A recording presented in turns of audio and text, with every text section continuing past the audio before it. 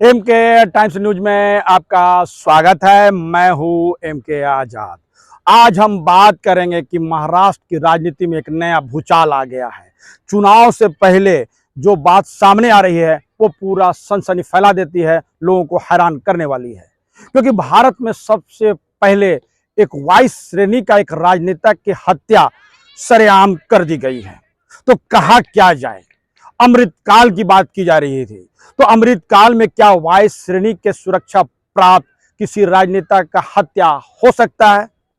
लेकिन पुलिस की माने तो कहा जा रहा था कि उस वक्त में सिर्फ 3 सुरक्षाकर्मी ही जो है वहां मौजूद थे। मैं बात कर रहा था बाबा सिद्दीकी को लेकर। जी हाँ, महाराष्ट्र की राजनीति में एक बड़ा नाम, पूर्व में राज्य मंत्री रहे, 3 बार कांग्रेस से विधायक रहे और वर्तमान में उनके बेटे जिशान सिद्दीकी भी कांग्रेस के विधायक हैं। एक बड़ी हस्ती का सरेआम हत्या होने अपने आप में राजनीतिक गलियारों पर एक नया बहस को जरूर छेड़ रखा है। क्योंकि महाराष्ट्र में अनकरीब चुनाव होने वाले हैं। चुनाव का अनाउंसमेंट तो भले ही चुनाव आयोग ने नहीं किया हो, लेकिन महाराष्ट्र की राजनीति इसलिए भी महत्वपूर्ण है क्योंकि जिस कदर से उद्धव ठाकरे की पार्टी को तोड़कर उनके ही शागिर्द कहलाने वाले एकनाथ शिंदे को जब मुख्यमंत्री बना दिया गया तो कहा क्या जाए। सिर्फ यही नहीं, जो महाराष्ट्र के चाणक्य कहे जाने वाले शरद पवार की पार्टी को भी तोड़ा गया, उनके अपने भतीजों को तोड़ दिया गया जिस तरह से, उसके बाद की जो राजनीति है महाराष्ट्र का उबाल जरूर मार रहा था। और साथ साथ चुनाव को कराने के लिए, यानी जिस तरह से हरियाणा के चुनाव और जम्मू कश्मीर के जो चुनाव हुए उसके साथ झारखंड और महाराष्ट्र के चुनाव करने की मांग भी उठ रही थी, लेकिन चुनाव आयोग ने ऐसा नहीं किया। सिर्फ जम्मू कश्मीर और हरियाणा के चुनाव कराए गए, लेकिन अनकरीब महाराष्ट्र और झारखंड के भी चुनाव की घोषणा होते हुए दिखेगी। तो चुनाव से पहले एक बड़े राजनेता की हत्या ने पूरी तरह महाराष्ट्र की राजनीति में एक तूफान खड़ा जरूर कर दिया है। क्योंकि यदि बात किया जाए बाबा सिद्दीकी का, तो सिद्दीकी का सिर्फ राजनीति नहीं, उनका कारोबार भी सामने आ रहा है और कारोबार के साथ साथ फिल्मी जगत से उनका जुड़ाव अपने आप में एक नई कहानी को जन्म जरूर दे रहा है। बाबा सिद्दीकी वैसे तो मूल रूप से वो बिहार के गोपालगंज जिले के रहने वाले हैं। तीर्थभाषी बाबा सिद्दीकी सबसे मिलनसार के रूप में जाने जाते हैं, चाहे सभी पार्टियों से उसके जो संबंध है वो अच्छे बताए जाते हैं। तो सबसे बड़ा बात है कि बाबा सिद्दीकी की हत्या के बाद जो बात राजनीतिक गलियारों पर चर्चा का विषय बना हुआ है, एक तो अव्वल की एक वाइस श्रेणी के प्राप्त राजनीतिक की हत्या हो गई, और दूसरा महत्वपूर्ण है कि इस हत्या के पीछे बिश्नोई गैंग का हाथ माना जा रहा है।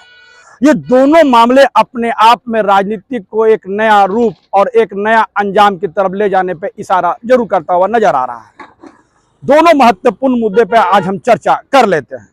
बाबा सिद्दीकी के बारे में बताया जाता है कि बाबा सिद्दीकी की शुरुआत जो है वो नगर सेवक के रूप में हुई। उसके बाद 1977 में वो कांग्रेस पार्टी के तरफ रुख के और लगातार कई पदों पर रहे और 3 बार वो विधायक भी चुने गए।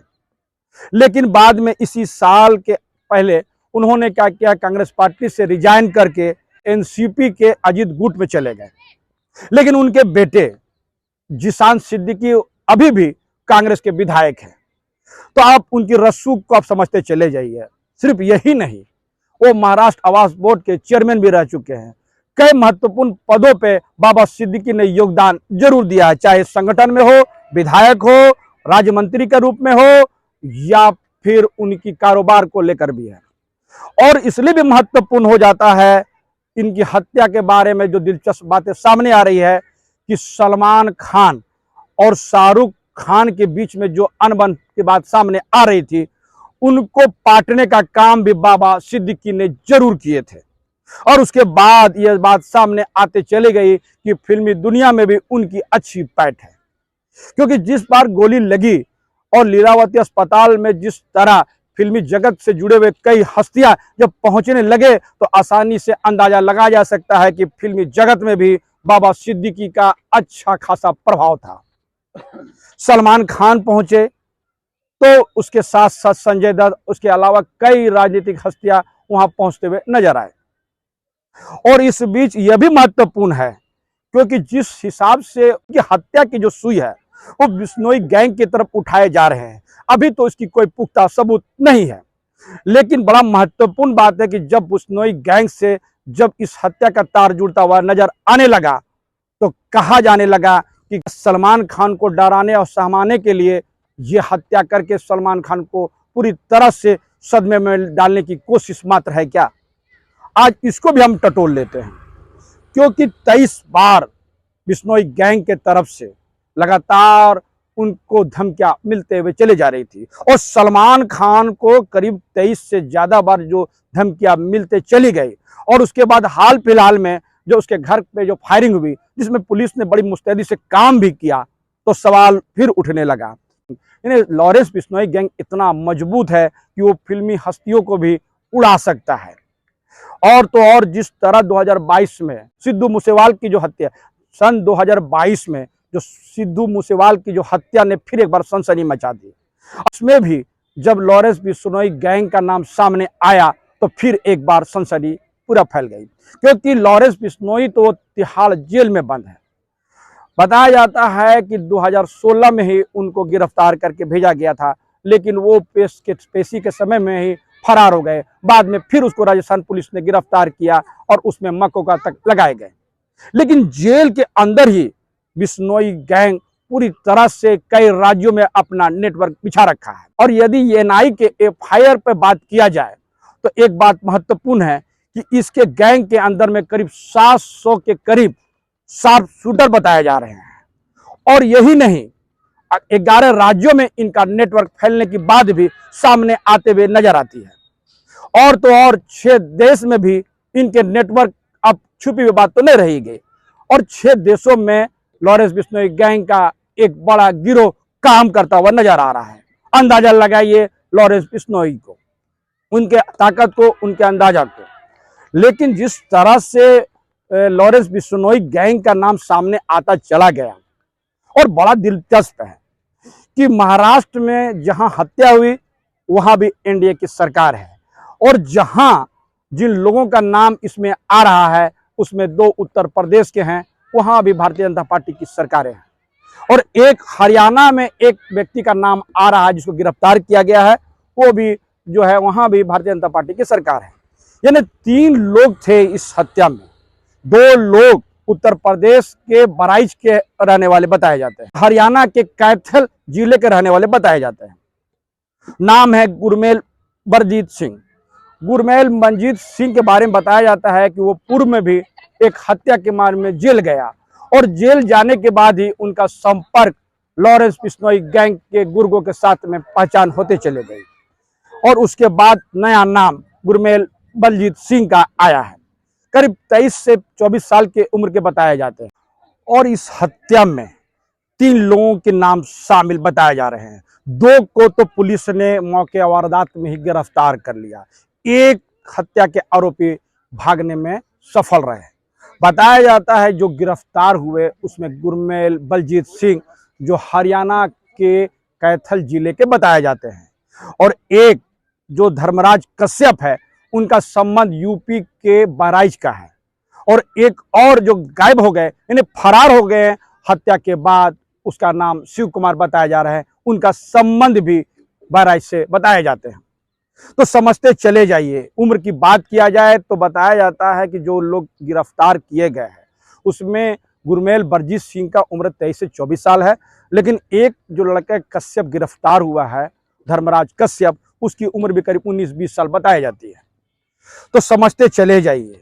6 गोलियां मारी गई थी बाबा सिद्दीकी को, 9:30 बजे के करीब हत्या की बात बताई जा रही है। तो 6 गोलियों में 3 गोलियां बाबा सिद्दीकी को लगी और बताया जाता है कि हॉस्पिटल जाने के क्रम में ही उनकी मौत हो गई।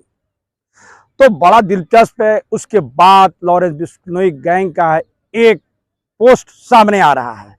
इसकी पुष्टि तो कोई नहीं कर रहा है कि ये पोस्ट किसके द्वारा किया गया है, लेकिन बिश्नोई गैंग ने इसकी हत्या के बारे में जिम्मेदारी ली है। ये बड़ा दिलचस्प है और सलमान खान को क्या धमकाने के लिए ये सब मामले किए गए हैं, ये बड़ा दिलचस्प है। आने वाला वक्त में कई मामले से पर्दाफाश होना है। लेकिन वक्त के साथ साथ जो बात सामने आ रही है कि महाराष्ट्र चुनाव से पहले ही जिस तरह से एक राजनेता की हत्या हो गई, महाराष्ट्र का राजनीति में उबाल आना तय है।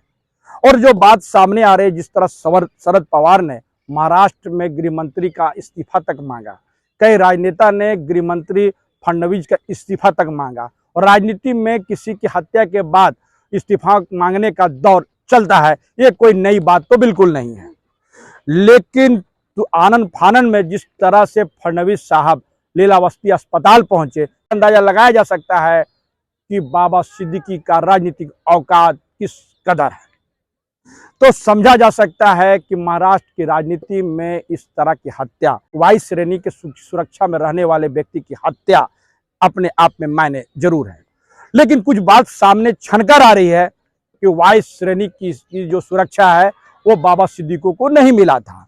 ये तो जांच का विषय है, अभी पुलिस की तफ्तीश आगे बढ़ेगी तो पता चलेगा कि क्या सही में वायु श्रेणी की सुरक्षा बाबा सिद्दीकी को मिला था या नहीं मिला था।